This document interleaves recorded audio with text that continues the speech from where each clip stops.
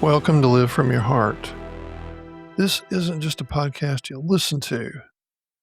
This is for those moments in your life when you start to realize something's off. Maybe you've spent years doing what was expected, showing up for everyone else, playing the roles, and somewhere along the way, you lost connection with yourself. If that's you, you are in the right place. Every week, I'm going to have real conversations about what it actually looks like to come back to your own heart and start living from that place again, or perhaps for the first time. And if at some point you realize you're ready for more than just listening, I'm going to show you what the next steps look like. So let's get started.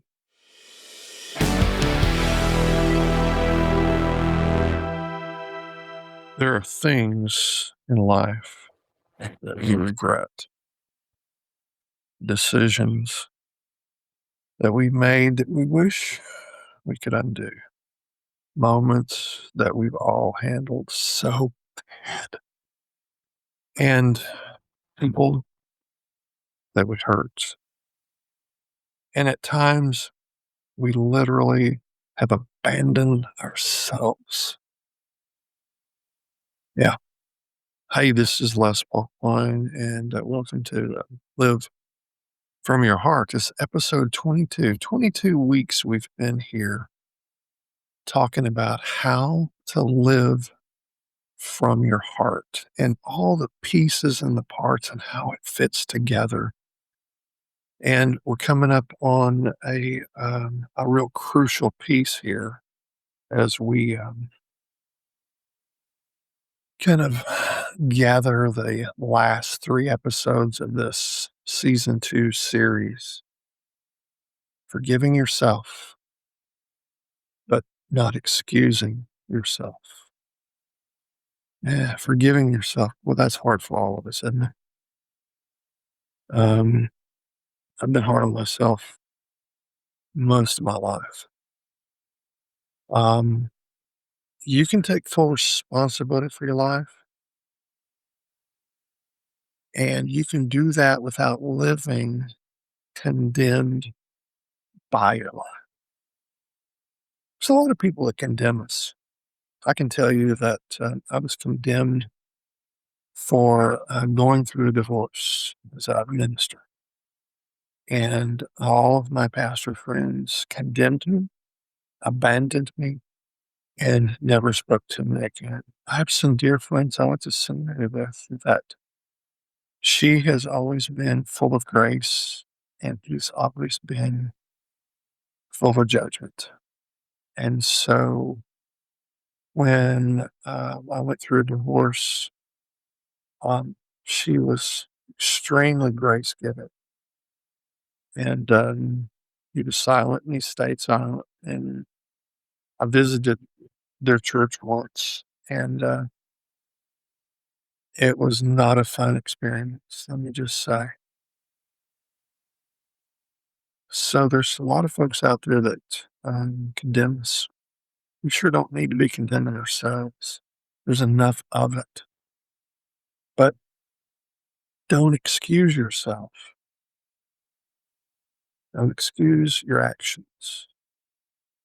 So let me walk you through this. So I thought for a long time that being hard on myself meant I was being accountable. But in walking through the process of living from my own heart, I've learned something completely different. There's a difference between taking responsibility and carrying shame for others. Okay?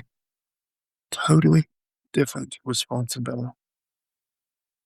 And I want to talk today for just a couple of minutes about what it means to forgive yourself without pretending nothing happened. Yeah. And if there was a black mark on my world, I would say that it was my divorce. Um, and to be blunt, it was my choice and decision. Right wrong, indifferent, just the reality of where I was. Um, if you've followed my story through episodes 21, and if you haven't, I would really say go back to number one. Start there. Are they all good? Probably not. They're all raw.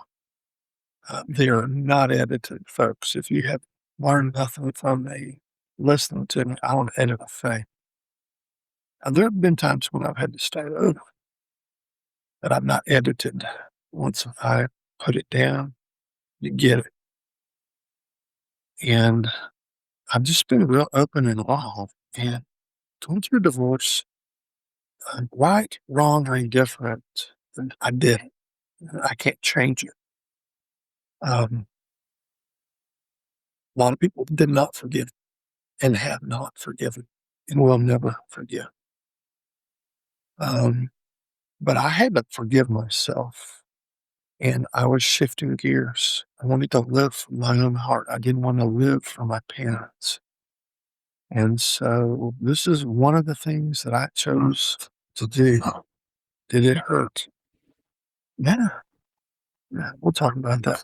So let me step into the pain that happens. Okay. And let's just kind of give you the big picture. I made a decision. It was a season of time that I made this decision. And do I regret it? Parts of me do. Have I replayed it in my mind a million times? Did I keep visiting it internally for some time? But honestly, it's been more than 30 years. So a lot of it I don't even think anymore. It's just probably good. But there was a split. There was an outward function when we separate. Okay. There was an outward uh, move. And with that, internally came self criticism. Yeah, yeah. Okay, I don't think it. Yeah. There was a lot of times. There was times where I wanted to go back, and there was even a replay of what that might look like.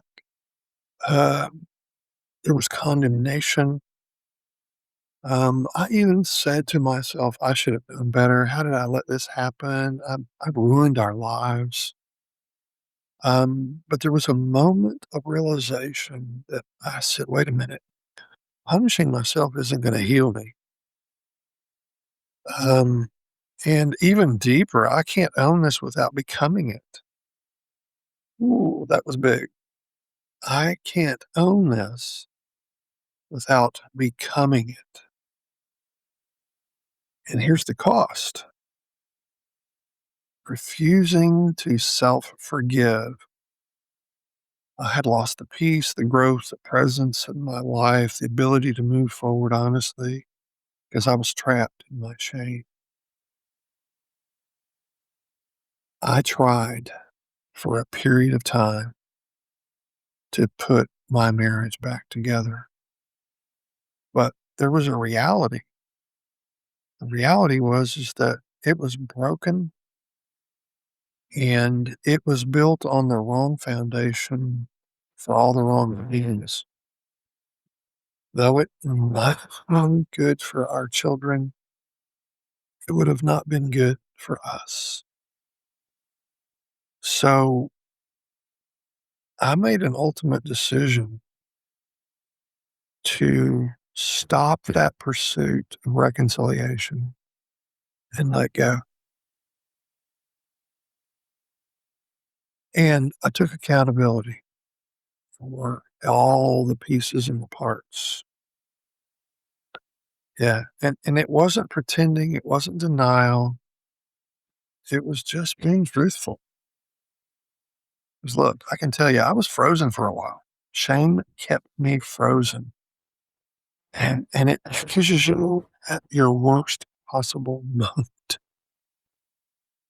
You're at your worst and you're frozen right there. Oh my God. Awful. And when you're at your worst moment, you stop growing. You can't go anywhere. Was I living from my own heart at that point? No, no. Uh-uh. But there had to be a place where I claimed ownership. And ownership and mercy can coexist. And I had to reach this place where I could say, that was wrong. I regret that. I wish I'd have done it differently and move on because I can't change it. Because I reached a place, as I said, where I did not want to change it. Reality set in. I did not want to change it. I did not want to be married to her. Right, wrong, or indifferent, I said it, and that's the truth. So I had to reach that place so that I could move forward. And I had to forgive myself because it's an alignment decision. I couldn't go forward unless I did. And I made this decision. I'm going to learn from this, but I'll not live buried under it. It's not going to be my epitaph. Now, for the church where I came from, it's definitely the death nail. Oh, yeah, they nailed my coffin shut. I've been written off. Do you know that crowd? It doesn't matter. Doesn't matter. I removed myself from that crowd, and it's just a little footnote back here. That's all it is anymore. Did this happen quickly? No. Yeah, it was a slow growth process. Yeah. And, we carry guilt, and sometimes we think guilt is noble. That's crap. Yeah. But that kind of guilt never ends. That kind of guilt never transforms you. No, it doesn't. It traps you. So here's what I've realized. Owning my life doesn't require hating myself.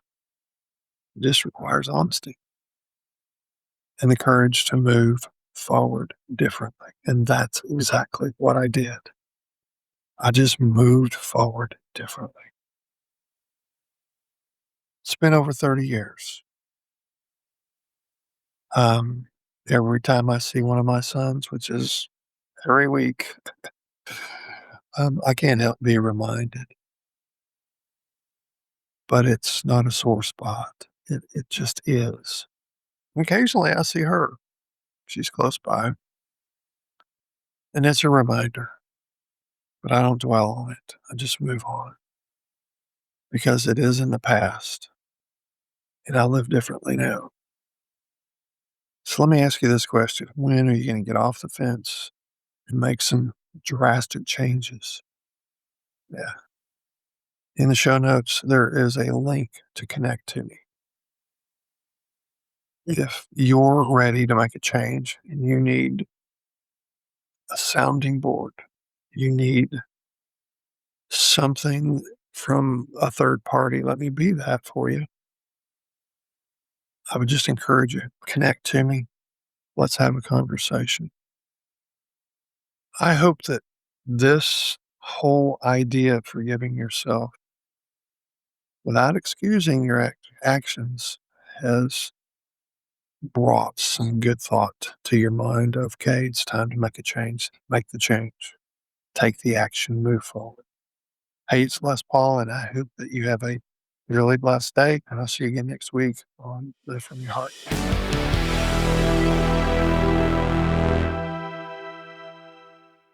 Let me ask you something.